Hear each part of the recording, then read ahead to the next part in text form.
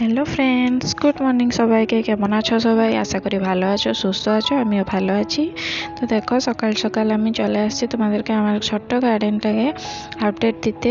তো এই দেখো, আমার গার্ডেনে আজকে রেন লিলি হয়েছে, আরও অনেক কিছু ফুল হয়েছে, আর কত সুন্দর লাগছে দেখতে, একটা কালারফুল লাগছে। তো সেই জন্য তোমাদেরকে একটু গার্ডেনের আপডেট দিতে চলে আসলাম। তারপরে আমার এখানে স্নান হয়ে গেছে। তো এখানে এই যে কালকে রজনীগন্ধাগুলো লাগিয়েছিলাম, রিপোর্টিং করেছিলাম। তো দেখো সেগুলো তাজা আছে। আর আমি রান্না করতে চলে আসছি। স্নান টান কমপ্লিট হয়ে গেছে, তো এখন আমি রান্না করব। আর এইদিকে মা ডাল বসিয়ে দিয়েছিল, ছোলার ডাল আর ডাঁটা দিয়ে একটা তরকারি হবে, তার জন্য ওইখানে প্রেসার কুকারে বসিয়ে দিয়েছিল। আর এই যে পেঁয়াজগুলো আমি কেটে নিয়েছি, আজকে হবে চিকেন রান্না হবে। তো তার জন্য আমি এখানে পেঁয়াজগুলো দিয়ে দিয়েছি। তো তোমরা তো দেখেছো, আমাদের ঘরে প্রায় 80% টাইম আমাদের ঘরে চিকেন, মাছ এগুলো হয়। তবে মাছটা খেতে ভালো লাগে, কিন্তু চিকেনটা প্রতিদিন খেতে ভালো লাগে না। সপ্তাহে একদিনই ঠিক আছে। তার জন্য আমি আজকে চিকেন খাবো না। আর এই যে মাংস তরকারি হয়ে গেছে, এখানে আমি জল দিয়েছি, এখনও ফোটা হয়নি। তো ফুটলে আমি নামিয়ে দেব। তো এখানে কষা করে আমি জল ঢেলে দিয়েছি, ব্যাস। আর এখন না মাংস খেতে ভালো লাগে না, বেশি মাংস খেলেও শরীরে সত্যি আমার ক্ষতি হয়। তার জন্য এখানে দেখো ভেন্ডি আলু সিদ্ধ করে নিয়েছি। তো এগুলো দিয়ে আমি ভাত খেয়ে নেব। আর সকাল সকাল মা এই বড়াগুলো ভেজে নিয়েছিল। তো এখানে দেখো আমার মাংস তরকারি হয়ে গেছে। আর এই যে সবজি পেঁয়াজ থেকে চোপাগুলো বেরিয়েছিল, তো মাকে বলেছিলাম এগুলো রেখে দিবে, ফেলবে না। তার জন্য মা রেখে দিয়েছিল গুছিয়ে করে। আর আমি এখানে এগুলোকে রোদে দিয়ে দিচ্ছি। তো রোদে দিয়ে দিলে একটু শুকনো হয়ে যাবে। তো এগুলো তোমরা গ্রাইন্ডিং করেও দিতে পারো আর এমনিও দিতে পারো। তবে আমি এগুলো গ্রাইন্ডিং করব, সেই জন্য এগুলোকে রোদে দিয়ে দিয়েছি। আর এইটা এই যে ডাবায় দেখতে পাচ্ছ, এটা কি বলো তো? এটা এই যে কলার খোসাগুলোকে আমি এটায় ভরে করে রেখেছি, ভর্তি করে। তো এটা আজকেই ভর্তি করেছি, জল দিয়ে রেখে দিয়েছি।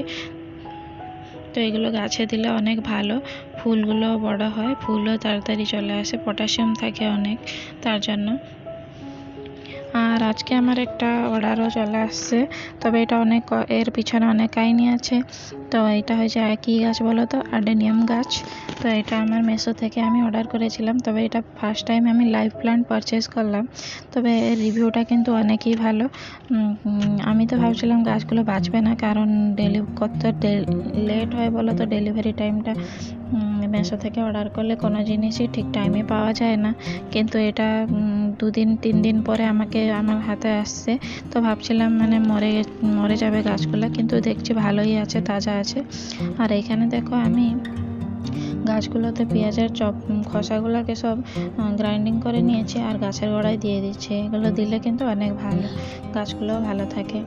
আর আমি আজকে আমার টাবগুলোও চলে আসছিলো, মোটামুটি বড় টাবগুলোও চলে আসছিলো আর ছোট টাবগুলোও চলে আসছিলো। তার জন্য আমি সেগুলো রিপোর্টিং করতে বসে পড়লাম। বসিনি, দেখো কাজ করছি। আর এই যে মাটিগুলো এনে রাখছিলাম, আমি এনেছি। আর এগুলোকে আমি সব সয়েল মিক্সচার বানাবো। তার আগে ভাবলাম আরে একটা বড় কাজই তো থেকে গেছে। তো এগুলো টাবগুলোকে আমি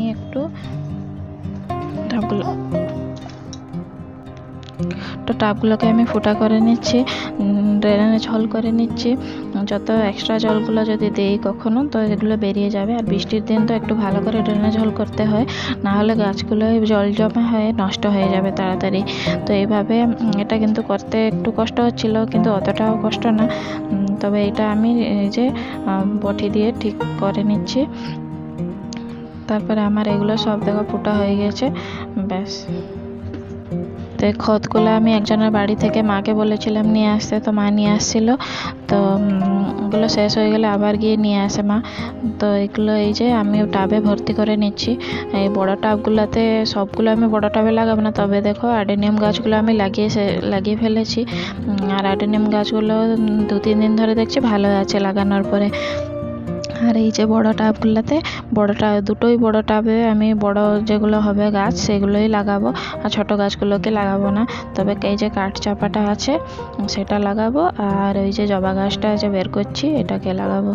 তবে এদেরকে বড় জায়গা দরকার, তার জন্য এদেরকে প্রথম থেকেই বড় জায়গায় শিফট করে দিলাম, আর মাটিটাকে একটু চেপে দিলাম যত বৃষ্টি হলে ধুয়ে না যায় মাটিটা। তবে একটু চেপে দিয়ে রেখে দিলাম, আর এদেরকে এই ছোট টাবেই রাখছি, এরা তো বেশি বড় হয় না। আর জবা গাছ কাঠচাপা গাছ এরা একটু বড় হয়, তার জন্য এদেরকে প্রথম থেকেই বড় টাবে শিফট করে রেখে দিয়েছি। আর এখানে এই যে টাবটা আমার বেরিয়েছিল, এটাতে একটা ওই ইনডোর প্ল্যান্ট একটা ছিল, তো এটাতে সেটা আমি বের করে অন্য একটা টাবে রেখে দিয়েছি। আর এইটা মানি প্ল্যান্টটা অনেকদিন ধরে দেখছি কাটা হয়ে আছে, তো তাকেও একটা ঘর দেওয়ার ব্যবস্থা করলাম। তো তাকে আমি এইটাতেই শিফট করে দেব, আর হয়ে যাবে। সে কেন আর মনটা কষ্ট করবে, তার জন্য একেও এখানে লাগিয়ে ফেললাম। তবে এইসব কাজ করতে করতে আমার অলরেডি সন্ধ্যা হয়ে গেছিলো, সব গুছিয়ে গেছি, পরিষ্কার করে রাখতে রাখতে আমার সন্ধ্যা হয়ে গেছিলো। তো এখন আমি জল দিয়ে বাস ঘরে চলে যাব। আর এত মশা এখানে বলার মতো না, এগুলো ভাবছিলাম লাগাবো না, কিন্তু লাগিয়ে ফেলেছি। দেখো রঙ্গন গাছটা আমি লাগিয়ে দিলাম, ভাবছিলাম লাগাবো না, তো এই করতে করতে আমার সন্ধ্যা হয়ে গেছে। তো এখন আমি জল দিয়ে ঘরে চলে যাব। আজকে একটা সুন্দর ইয়াম্মি জিনিস বানাবো, তো তোমরা দেখো।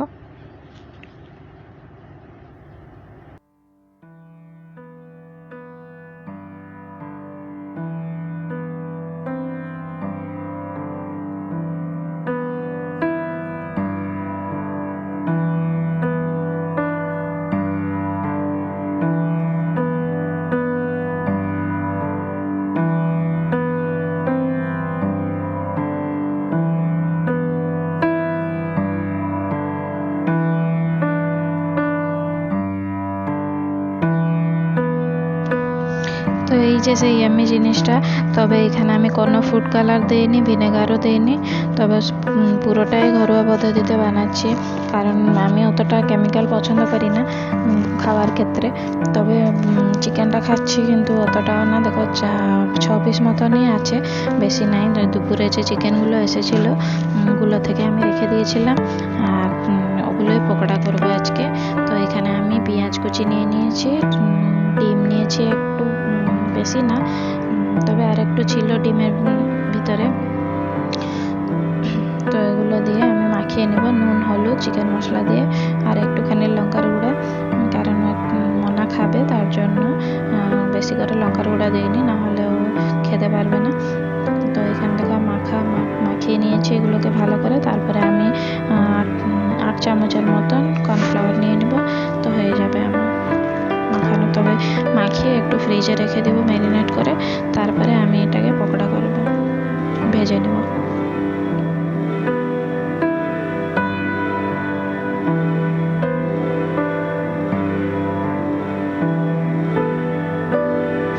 তবে এখানে দেখতে পাচ্ছ একটু ফুড কালার নেই, কিছু নেই, এটা একদম ঘরোয়াতে।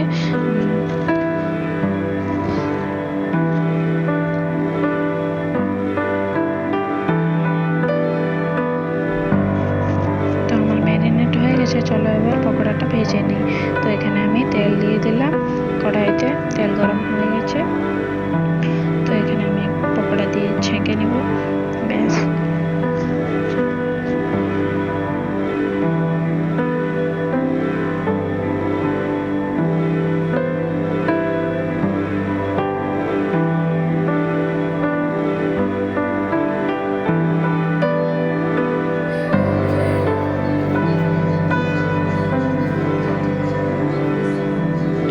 পকোড়া খাওয়া কমপ্লিট, এখন খেয়ে নেব 3 জন মিলে। তো আজকের ভিডিওটা আমি আর বেশ বড় করছি না, এখানেই রাখলাম। দেখা হবে নেক্সট ব্লগে।